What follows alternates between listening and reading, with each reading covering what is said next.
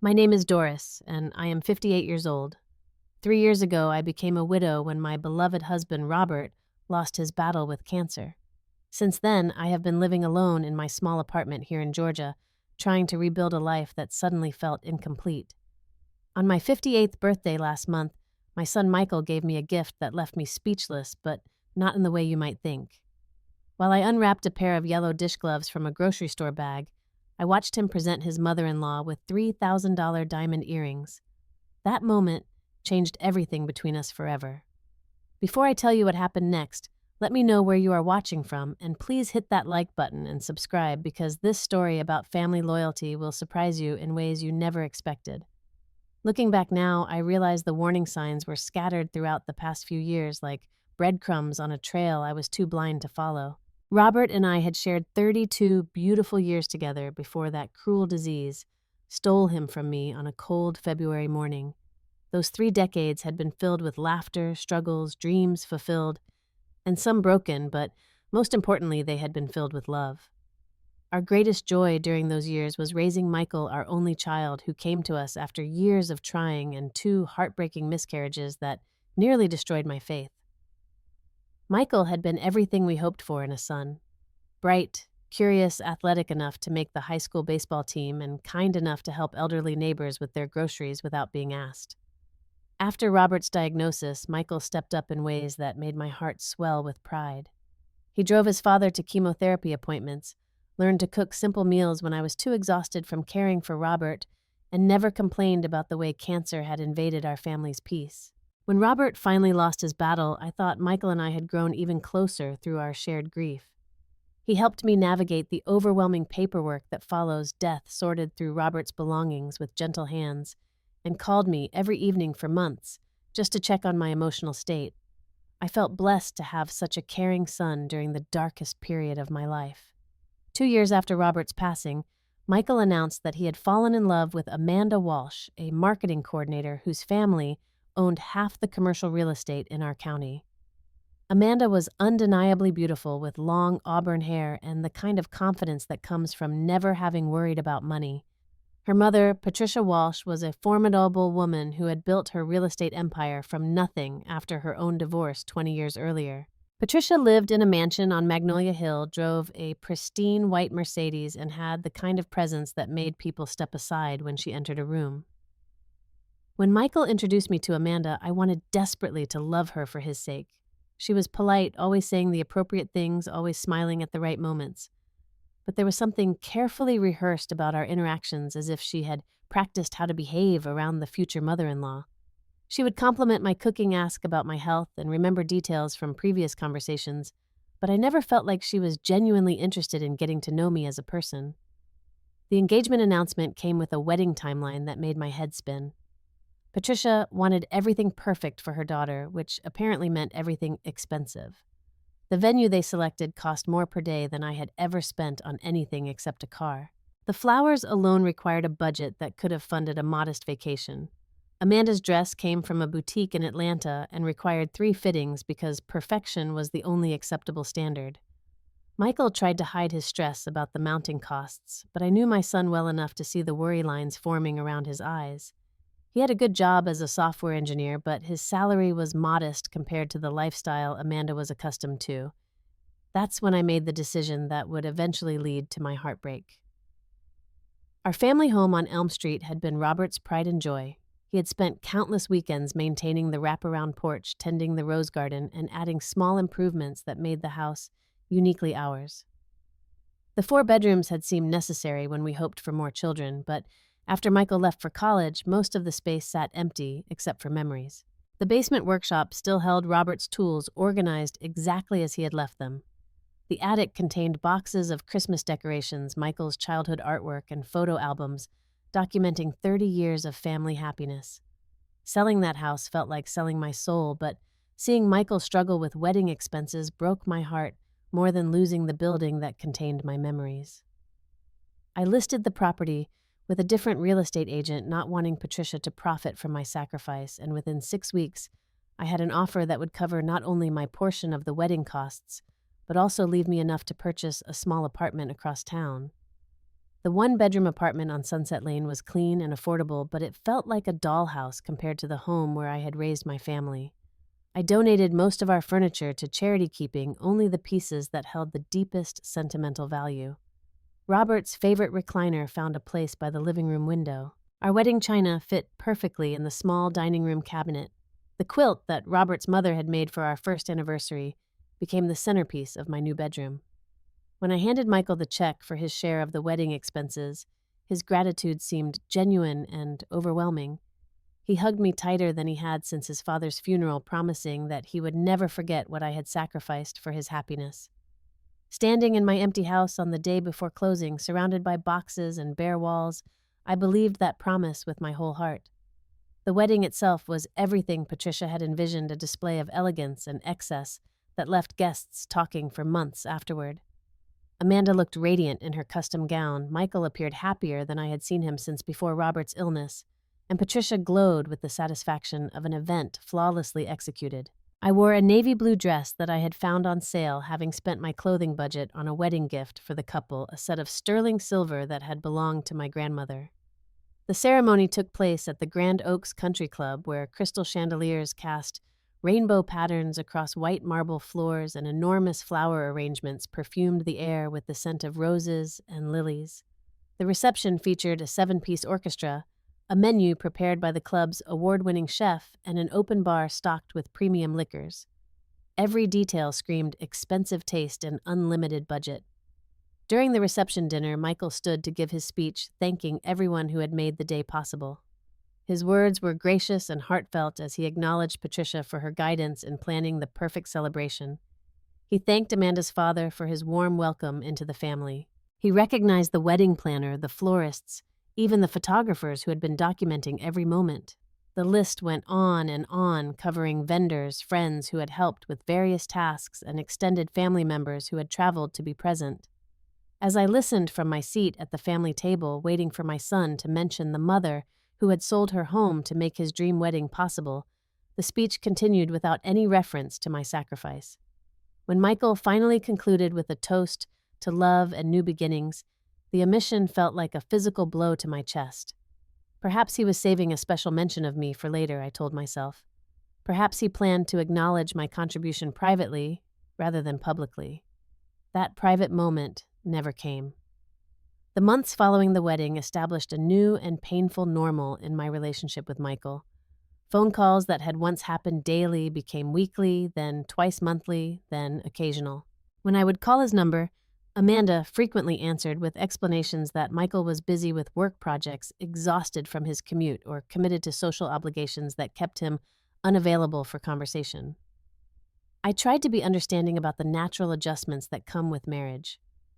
Robert and I had needed time to figure out how to blend our individual lives into a partnership, and I assumed Michael and Amanda were going through similar growing pains. I didn't want to be the overbearing mother who couldn't accept her son's new priorities, so I tried to give them space while hoping our close relationship would eventually resume. Instead, the distance continued to grow. Weekend visits that had been routine became monthly obligations that Michael seemed to approach with reluctance rather than enthusiasm. When he did come by my apartment, he appeared distracted frequently, checking his phone and mentioning other places he needed to be. Our conversations felt stilted and superficial, lacking the easy warmth that had characterized our relationship throughout his childhood and young adulthood. The most painful part of this growing separation was watching Michael interact with Patricia's family.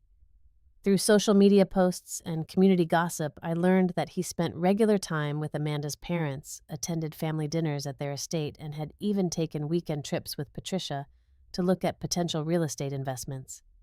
He seemed to have seamlessly integrated into their wealthy social circle while gradually distancing himself from his own mother, who lived modestly across town. The morning of my 58th birthday began like any ordinary Tuesday in September. I had hoped that Michael would remember the date without prompting the way Robert had always done throughout our marriage. By 10 o'clock, when my phone remained silent, I began to feel the familiar ache of disappointment settling in my chest. I tried to distract myself with household chores, organizing my small closet and dusting the few photographs I had displayed on my coffee table. Around noon, unable to concentrate on anything productive, I decided to bake myself a small chocolate cake using my mother's recipe. The familiar process of measuring ingredients and mixing batter provided some comfort, and the sweet aroma filling my apartment created an illusion of celebration, even if I was celebrating alone. I was just removing the cake from the oven when my phone finally rang. "Happy birthday, Mom!" Michael's voice sounded rushed and distracted, as if he were multitasking while making the call. "Sorry I didn't call earlier. Things have been crazy busy at work." "Thank you for remembering, sweetheart," I replied, trying to hide my relief that he had called at all. "I was starting to think you might have forgotten." "Of course I didn't forget," he said, though something in his tone suggested that he might have needed a reminder. "Actually, Amanda and I would like to come over around 4 this afternoon to bring you your birthday gift." My heart immediately lifted despite his hurried manner. He had remembered my birthday, he had gotten me a gift, and he was making the effort to deliver it in person. Whatever distance had grown between us over the past year could surely be bridged by this gesture of thoughtfulness. I spent the next 4 hours preparing for their visit, cleaning my already clean apartment, changing into my nicest blouse, and arranging fresh flowers that I purchased at the grocery store. When 4 o'clock arrived, I positioned myself at my living room window with the excitement of a child waiting for Christmas morning. My apartment overlooked the parking lot, so I would see them arrive and could greet them at the door with proper enthusiasm. When Michael's car pulled into a visitor space, I noticed they had several shopping bags in the back seat, which made my anticipation soar even higher. Michael's embrace when I opened the door felt brief and perfunctory, lacking the warmth I remembered from our previous relationship. Amanda followed him inside, carrying what appeared to be expensive shopping bags from stores I recognized but could never afford to patronize. She was wearing jewelry I hadn't seen before, including earrings that caught the afternoon light streaming through my window and reflected it in brilliant flashes. "We can't stay very long, Mom," Michael announced almost immediately after entering my apartment. "We have dinner reservations with Patricia at 7, and you know how she feels about punctuality." I tried not to let my disappointment show, though I had hoped they might stay long enough to share the cake I had baked, or at least sit and visit for more than a few minutes. "Of course I understand. I'm just happy you could come by at all." Michael reached into a plain grocery store bag and retrieved a package wrapped in yesterday's newspaper. The wrapping was so modest compared to the elegant shopping bags Amanda carried that I assumed it was a joke, that perhaps the real gift was hidden in one of those expensive-looking packages. My hands trembled slightly with anticipation as I carefully unwrapped the newspaper, still expecting to find something meaningful inside. When the last piece of paper fell away, I found myself holding a pair of bright yellow rubber dishwashing gloves, the kind available at any supermarket for under $5. I stared at them for several long seconds, trying to process what I was seeing, waiting for the punchline or the explanation that would make this make sense. "Mom, you're always in the kitchen washing dishes anyway," Michael said with a casual shrug, not even making eye contact with me as he spoke. "I figured these might be practical for you." The words hit me like cold water thrown in my face. "You're always in the kitchen washing dishes anyway." Was that really how my son saw me? Not as his mother who had sacrificed her home for his happiness. Not as a woman with interests and intelligence and feelings, but simply as someone whose primary function was washing dishes. I looked down at the gloves again, trying to find some way to interpret this gift as thoughtful rather than insulting. Before I could formulate any response, Amanda opened one of her shopping bags with obvious excitement. "Doris, look what Michael surprised me with today," she said, her voice bubbling with genuine joy as she pulled out an elegant velvet jewelry box. "Aren't they absolutely gorgeous?" The earrings inside the box were stunning, clearly expensive, with diamonds that sparkled even in the modest lighting of my small apartment. Amanda held them up to her ears, admiring her reflection in my television screen, turning her head from side to side to catch the light. The contrast between these beautiful, valuable earrings and the rubber gloves still in my hands was so stark that I felt dizzy.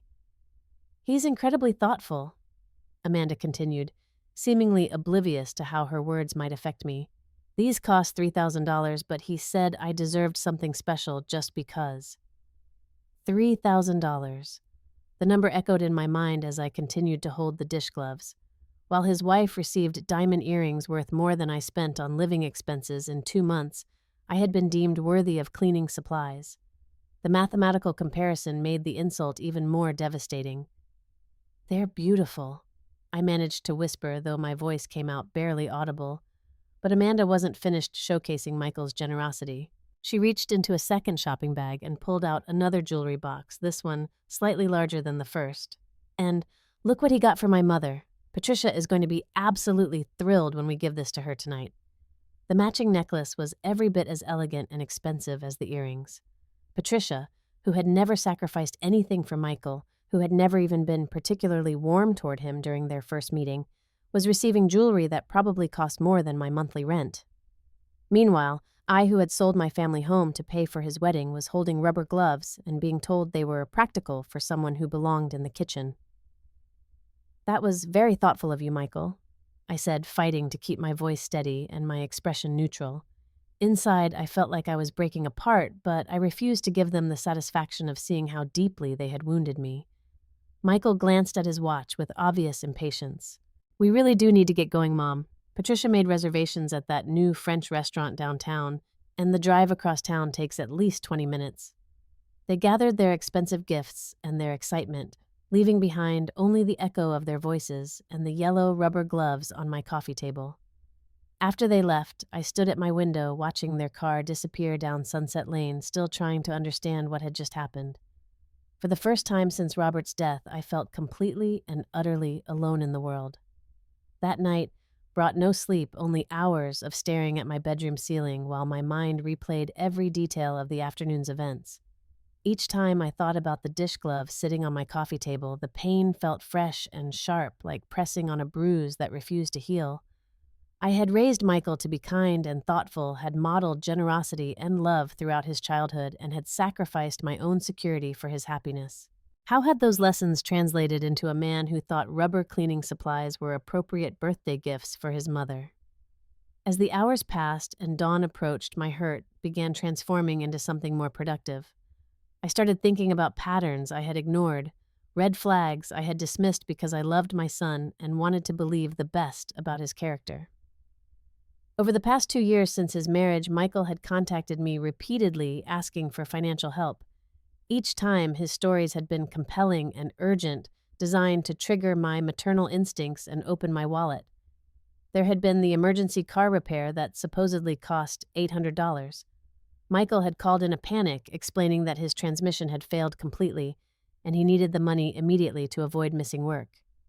I had transferred the funds within hours, no questions asked. Then came the unexpected medical bill for $1,200, something about insurance complications and procedures that couldn't wait for bureaucratic resolution. Again, I had helped, immediately believing that my son's health was more important than my dwindling savings account. The apartment security deposit had been the largest single request, $2,500 needed urgently when they decided to move to a more upscale neighborhood. Michael explained that Amanda had found the perfect place, but they had to act quickly or lose the opportunity. The timing was terrible for their budget, he said, but the long-term benefits of living in a better area would make the sacrifice worthwhile. Sitting in my quiet apartment as the sun began to rise, I added up all the emergency loans I had provided over the past 24 months. The total was staggering. More than $15,000 had flowed from my modest savings to my son's checking account. $15,000 that represented a significant portion of Robert's life insurance policy, money I had planned to preserve for genuine emergencies or unexpected medical expenses in my own future. At the time, each request had seemed reasonable and temporary. Michael always promised to repay the loans once his financial situation stabilized, and I had never pressed him for specifics about timing or terms. When your child comes to you in desperate need, you don't negotiate payment plans. You simply help and trust that love and gratitude will motivate eventual repayment. But now, remembering the $3,000 earrings and the expensive necklace for Patricia, I began to question whether any of those emergencies had been genuine. Were these really unexpected financial crises, or were they carefully crafted stories designed to fund a lifestyle that exceeded Michael's actual income? The more I thought about the timeline, the more suspicious the pattern became. By 7 a.m, I had made a decision that felt both terrifying and necessary. I was going to investigate my son's claims and find out exactly how he had been spending the money I had given him in good faith.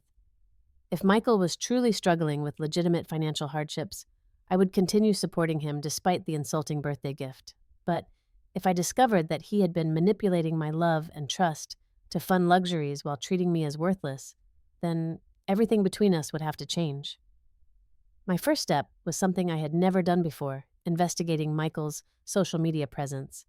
I had always respected his privacy and avoided the kind of digital snooping that some parents engage in. But extraordinary circumstances called for extraordinary measures, and I needed to know the truth about how my money had been spent. What I found on Amanda's Instagram account made my stomach turn with a mixture of rage and heartbreak. Photo after photo documented a lifestyle of luxury and excess that completely contradicted every sob story Michael had told me. Expensive dinners at upscale restaurants, weekend trips to Charleston and Savannah, shopping expeditions that resulted in multiple bags from high-end stores. Most damning of all were the pictures of Amanda wearing different pieces of jewelry, each item looking more expensive than anything I had ever owned. The vacation photos were particularly galling. Just 3 months after Michael had called me in tears about the medical emergency, Amanda had posted pictures from a cruise to the Caribbean. She and Michael were shown lounging by the ship's pool, dining at specialty restaurants, and shopping at duty-free stores in various ports of call. The captions mentioned spa treatments, shore excursions, and premium beverage packages, all expenses that added up to far more than the medical bill Michael had claimed he couldn't afford to pay. I scrolled through months of posts, each one providing more evidence that my son had been living well beyond his legitimate means while using my love and trust to fund his deception. These people were not struggling with unexpected financial hardships. They were living like wealthy socialites while manipulating a widowed mother to subsidize their entertainment. The next step in my investigation required reaching out to my longtime friend Margaret, whose talent for knowing everyone's business in our small community had always been both amusing and useful. Margaret and I had been neighbors for over a decade before I moved to the apartment, and she maintained an extensive network of social connections that kept her informed about local happenings. I called Margaret that afternoon, carefully steering our conversation toward general community news before mentioning Michael's name. I didn't want to appear like a suspicious mother investigating her son, but I needed to know what other people had observed about his recent activities and lifestyle. "Oh my goodness, yes, I've seen Michael around quite a bit lately," Margaret responded immediately when I asked about him. "He certainly seems to be doing well for himself these days. Did you see that beautiful new BMW he's driving? It must have cost him a fortune, one of those luxury models with all the fancy features." My heart sank.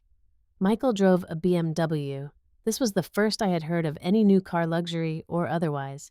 During his desperate phone calls about financial emergencies, he had never mentioned having the resources to purchase an expensive vehicle. In fact, the transmission repair story had involved his old Honda, which I had assumed he was still driving. "I am so happy to hear he's doing well," I managed to say, though my voice felt hollow with growing realization. "Oh, yes, and I've seen him at the Riverside Casino several times over the past few months," Margaret continued, oblivious to how her words were affecting me. "He seems to be quite the regular there. Last time I saw him, he was at one of those high-stakes poker tables with a stack of chips that would make your eyes water. Good for him for having that kind of spending money." The casino. Michael was gambling with money while telling his mother he couldn't afford medical bills. The pieces of his deception were falling into place with sickening clarity. Every emergency loan I had provided was probably funding his gambling habit, his wife's shopping addiction, and their elaborate lifestyle of leisure and luxury. "Well, I'm certainly glad he's found ways to enjoy himself," I said, ending the conversation as quickly as politeness would allow. After hanging up the phone, I sat in stunned silence for nearly an hour. The son I had raised, the boy I had sacrificed for the man I had trusted with my financial security, had been systematically lying to me for over 2 years. He had exploited my grief, my loneliness, and my unconditional love to fund a lifestyle built on deception and manipulation. But even worse than the financial betrayal was the emotional cruelty of the birthday gift.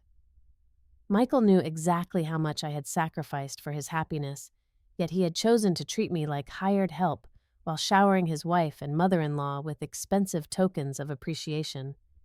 The dish gloves weren't just a thoughtless gift. They were a deliberate message about my value in his life. That evening, I called my attorney. Mr. Henderson had been Robert's and my family lawyer for over 20 years, handling everything from our wills to the purchase of our home to various small legal matters that arise during a long marriage. He was a kind man in his 60s who had always treated us with respect and genuine care, never making us feel foolish for asking questions about legal concepts we didn't understand. When I called to request an appointment, his secretary was able to fit me in the next afternoon. I spent the intervening hours organizing financial records, gathering documentation of all the loans I had made to Michael, and preparing to discuss options I never thought I would need to consider. "Doris, I'm so sorry to hear about the situation with Michael," Mr. Henderson said after I had explained everything that had transpired. "Unfortunately, I see this kind of thing more often than I wish I did. Adult children who take advantage of widowed parents, assuming that family money will always be available regardless of how they behave." He leaned back in his leather chair, his expression sympathetic but professional. "The good news is that you have complete control over your estate planning. Your current will leaves everything to Michael, but you can change that at any time, for any reason. The decision is entirely yours to make." Mr. Henderson explained that I could restructure my inheritance in any way I chose. I could leave money to charities, distant relatives, friends, or even strangers if I wanted to. The only requirement was that the will be properly executed according to state law with appropriate witnesses and documentation. "I should warn you that changing your will might not have the immediate impact you're hoping for," he continued.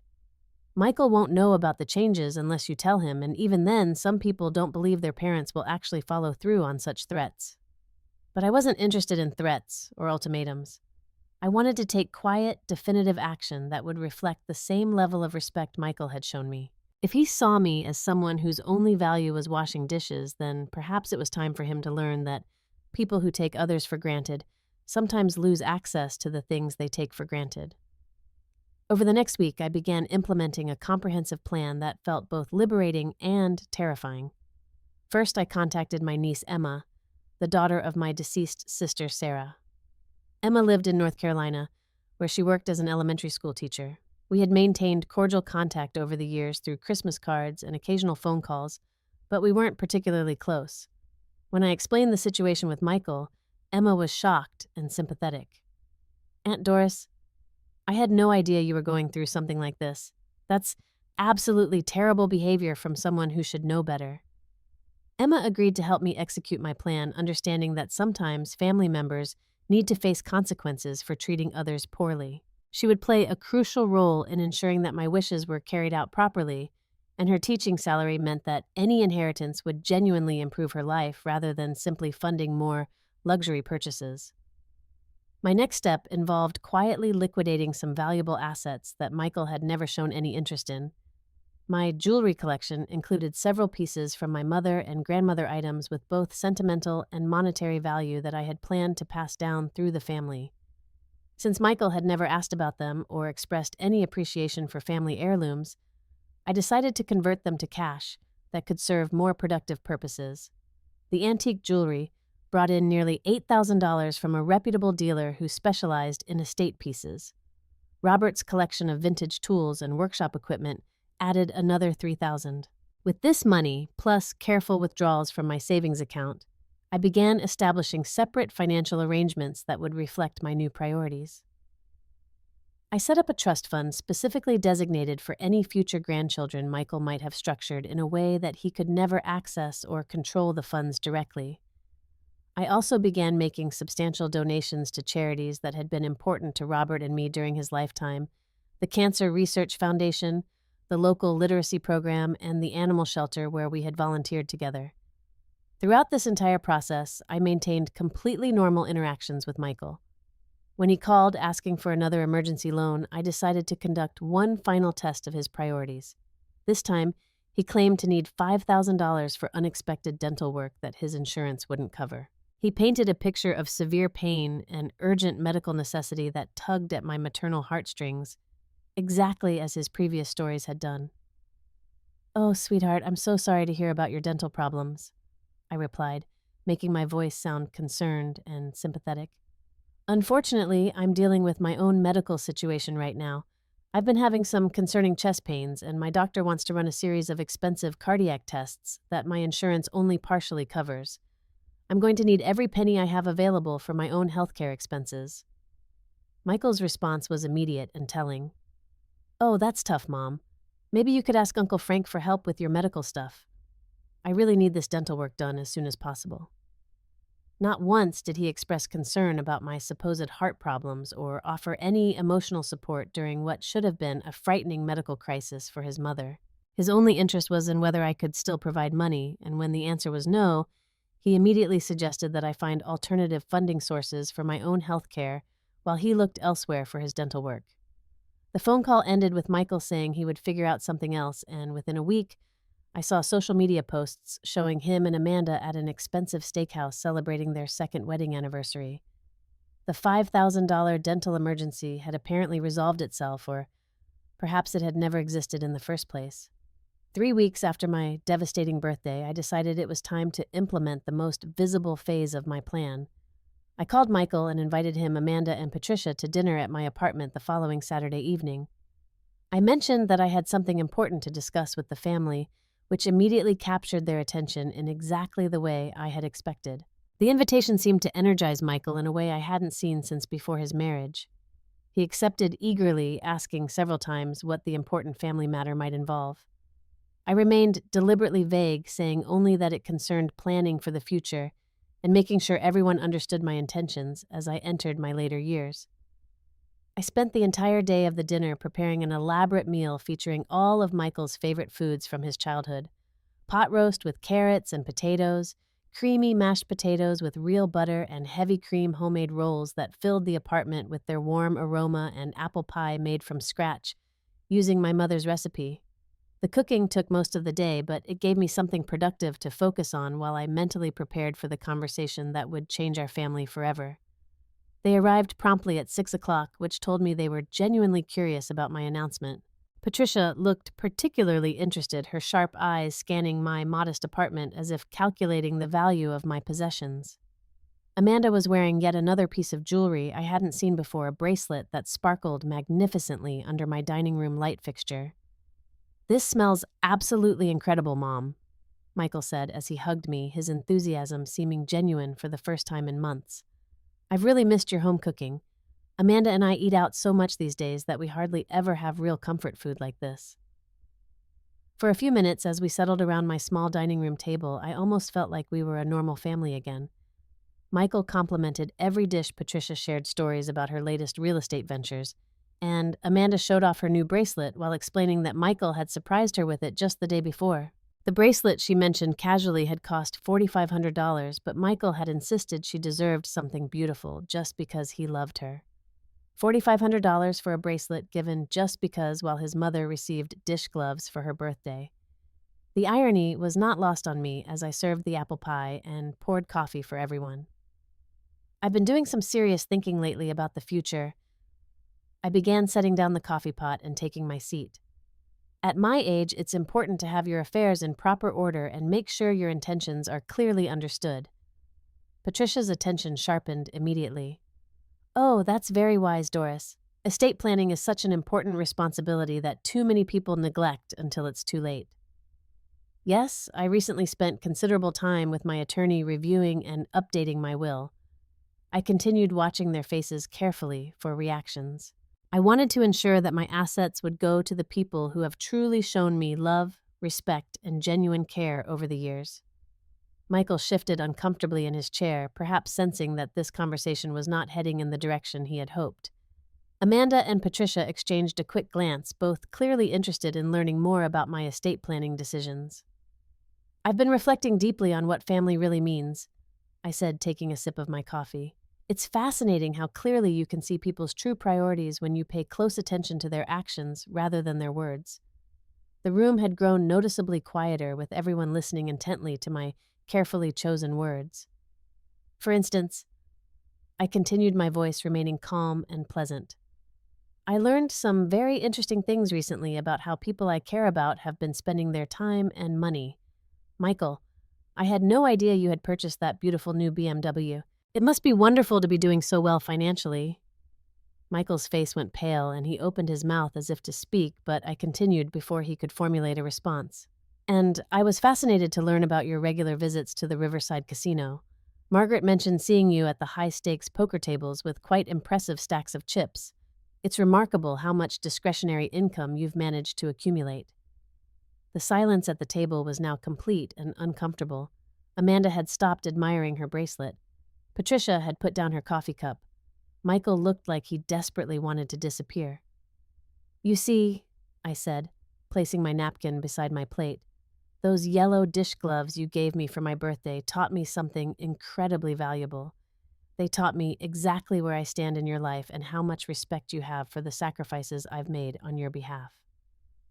I stood up from the table, my decision final and my peace completely made. While you were giving your wife $4,500 bracelets and your mother-in-law expensive jewelry, you thought rubber cleaning gloves were appropriate for the woman who sold her family home to pay for your wedding. My updated will now reflects exactly the same level of thoughtfulness and consideration that you've shown me. Michael finally found his voice. "Mom, please let me explain everything. There are reasons for all of this that you don't understand." "Oh, but I understand perfectly," I replied, beginning to clear the dinner plates. "I understand that you've received over $15,000 from me in the past 2 years for supposed emergencies while actually funding gambling and luxury purchases. I understand that you see me as someone whose only value is washing dishes. And I understand that you've been lying to me consistently while treating your wife's family with the respect and generosity you deny your own mother." I walked to my front door and opened it wide. "I think it's time for all of you to leave now. Thank you for coming to dinner." 6 months have passed since that confrontational dinner, and I can honestly say that I have never felt more at peace with myself or more confident in my decisions. The immediate aftermath was exactly what I had expected Michael called, repeatedly, panicked, and desperate, alternating between attempts to explain his behavior and promises to change everything about how he treated me. He showed up at my apartment multiple times during the first few weeks, sometimes with flowers, sometimes with elaborate apologies, sometimes with detailed explanations for every lie he had told. But the fundamental damage to our relationship had been done, and, more importantly, I had finally learned to value myself appropriately. I refused to pretend that words could undo years of manipulation and disrespect. I didn't completely sever contact with Michael because despite everything, he remains my son and I still love the person he used to be. However, our relationship now operates within strict boundaries based on reality rather than my desperate hope that he would somehow transform back into the caring young man I remembered. When he calls, which happens infrequently, our conversations are polite but superficial. When he asks for advice or assistance, I provide what I can without compromising my own financial security or emotional well-being. The changes to my will remain in effect and have actually expanded as I've had time to think more carefully about my values and priorities. The majority of my modest estate will now be divided between several charities that Robert and I supported during his lifetime, the trust fund I established for any future grandchildren, and a substantial portion designated for my niece, Emma, who has shown me more genuine care and concern in the past 6 months than Michael demonstrated in the past 2 years. Emma and I have grown much closer through this experience, talking regularly and even visiting each other despite the distance between Georgia and North Carolina. She has helped me understand that family relationships should be based on mutual respect and genuine affection, rather than biological obligation alone. Sometimes the people who treat you with love and kindness deserve your loyalty more than those who share your DNA but take you for granted. The consequences of Michael's choices have extended far beyond his relationship with me. Patricia's real estate business encountered serious legal troubles when tax authorities began investigating irregularities in her business practices. While I cannot confirm the source of the anonymous tip that initiated this investigation, I can say that justice sometimes finds its own way to people who believe their wealth makes them immune to consequences. Amanda, faced with financial pressure from her mother's legal expenses and Michael's reduced income after he was forced to curtail his gambling activities, began putting increasing stress on their marriage. The luxury lifestyle they had built on manipulation and deception proved unsustainable when the sources of easy money disappeared. Last month, I heard through community channels that they had separated and were likely heading for divorce. Michael's elaborate house of cards finally collapsed when he could no longer rely on emergency loans from his mother, and his expensive habits exceeded his legitimate income.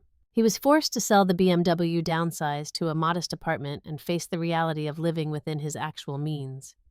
The casino no longer sees him at the high-stakes tables, and Amanda's social media posts no longer feature expensive jewelry or luxury vacations. As for me, I have discovered parts of myself that had been buried under years of putting everyone else's needs ahead of my own. For the first time since Robert's death, I am making decisions based on what brings me joy and fulfillment, rather than what others expect from me. I joined a book club at the local library where I've met fascinating women who value intelligent conversation and genuine friendship. I started volunteering at an adult literacy program, teaching people to read and finding deep satisfaction in making a real difference in their lives. I even took a trip to visit Emma in North Carolina, something I never would have considered before because I was always saving my resources for Michael's next crisis. Emma and I spent a wonderful week exploring her city, visiting museums, and talking about everything from family history to future dreams.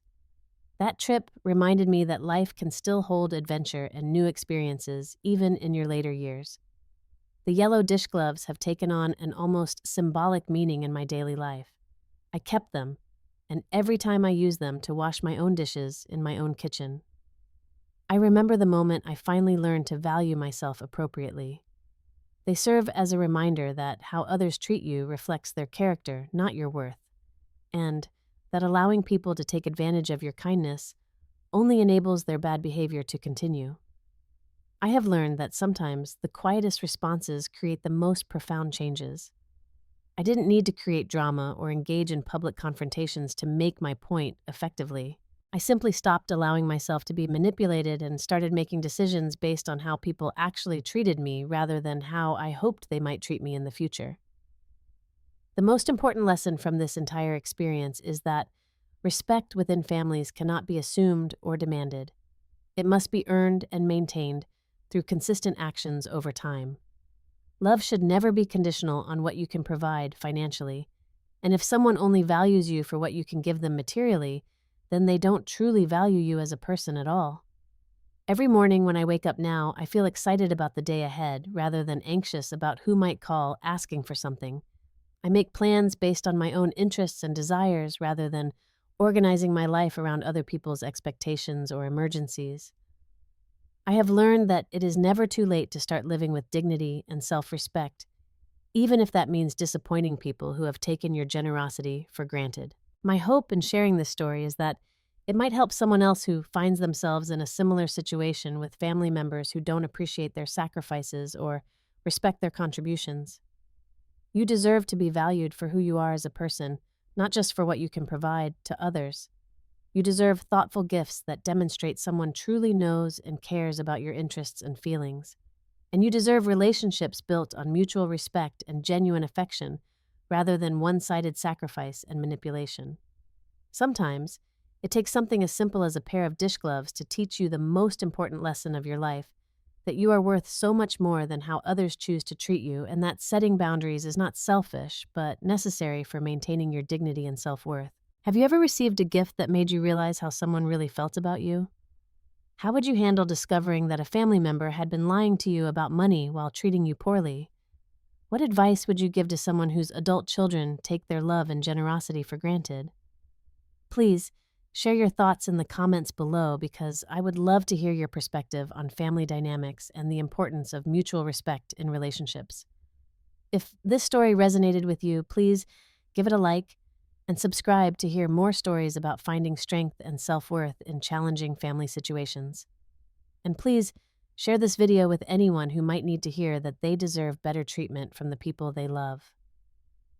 Thank you so much for listening to my story, and I hope you always remember that your worth as a person is not determined by how others choose to treat you, but by how you choose to treat yourself.